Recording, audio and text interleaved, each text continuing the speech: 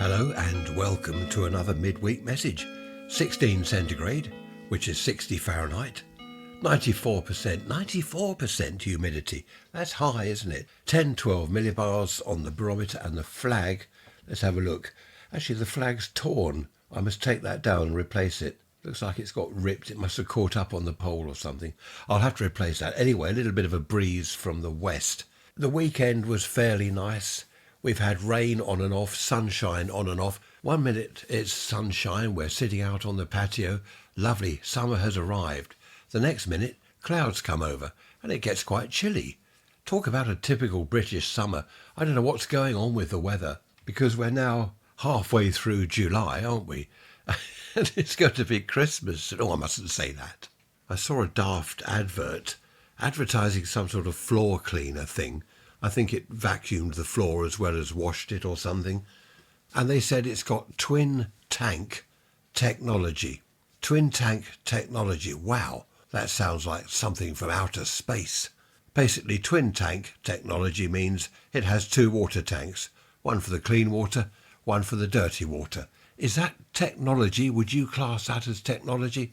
I'd say whoever wrote that was an idiot. Twin tank technology, my foot. That's the word I'm looking for. There was that other advert some time ago where the vacuum cleaner, the brushes, the roller brushes on the front, touch the floor, which they kind of would. You know, if you're sweeping the floor, vacuuming the carpet, then the roller brushes would need to touch the carpet.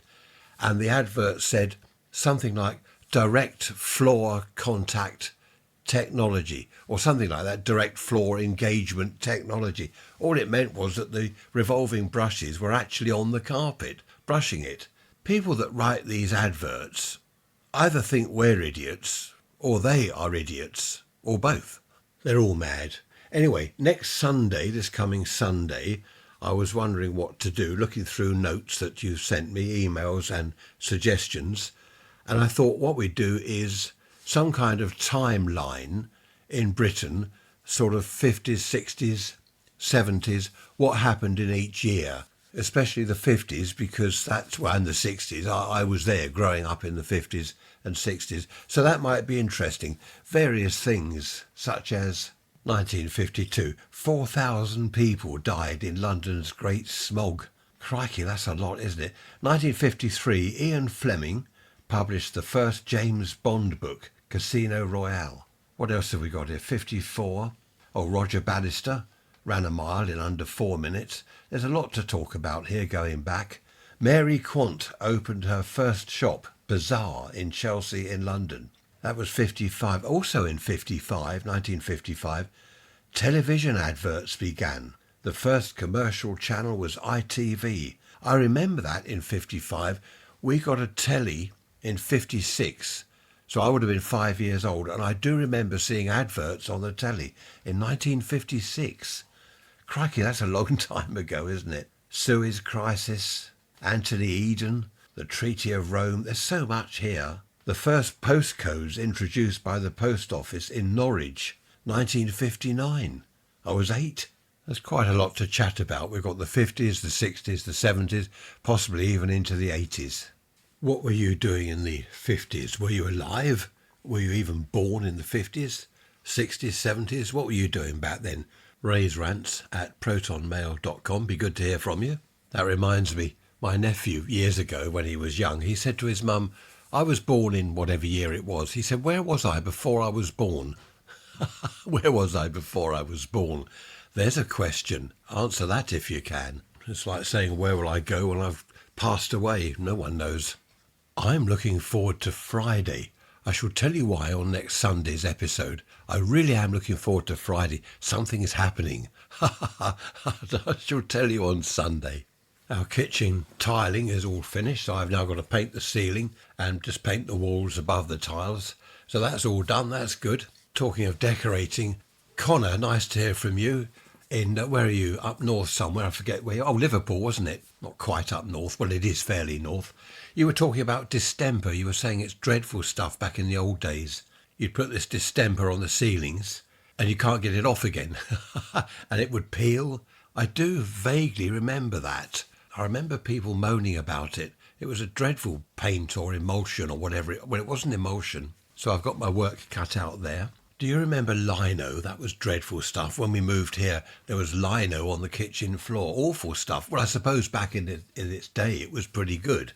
A new invention or whatever. It was really good, but it's dreadful stuff, really. Then they went to vinyl flooring. Some people in their kitchens have carpets, which I think is rather odd in a kitchen. I wonder when carpets came into being. If you go back in time, way back in time, floors were just mud, weren't they? And then, I suppose, stones and concrete or whatever they had. I wonder when carpets came along. I remember a friend of mine years ago, he just got back from Spain and he said, it's lovely in Spain. There aren't any carpets anywhere, because he was saying they're smelly and dirty and they have germs in them and people wipe their feet on them, which I suppose is true, isn't it? But in Spain, it's all tiled, isn't it? All the Mediterranean type countries, they don't have the cold that we have here. We need carpets and things to keep warm. And there used to be tapestries on the wall. Do you remember that? I went round a friend's house when I was a child, friend of my parents. They were really old-fashioned people, and they had huge tapestries on the walls, like a carpet. That's what I thought it was when I was young. I remember asking my parents, why have they carpeted the walls as well as the floor? Had quite a few emails about last Sunday's podcast, this further education. You remember that, adult education? It's about 50-50. 50% of you are saying, oh, it was really great. It helped me. It helped friends of mine. The other half are saying, oh, that was a waste of time. I did that. What a total waste of time. I'm not sure. I must find out whether it's still going today, that sort of thing, adult education. Dave says he did a car mechanic course back in the 60s, and his thoughts are very much the same as mine.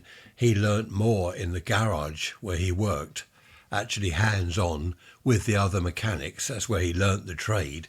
And the technical college, he felt, was a waste of time. Doesn't suit everyone, I suppose. It certainly didn't suit me. Having said that, the education system as a whole didn't suit me. From day one at infant school, as they call it, and then primary school, and none of it suited me.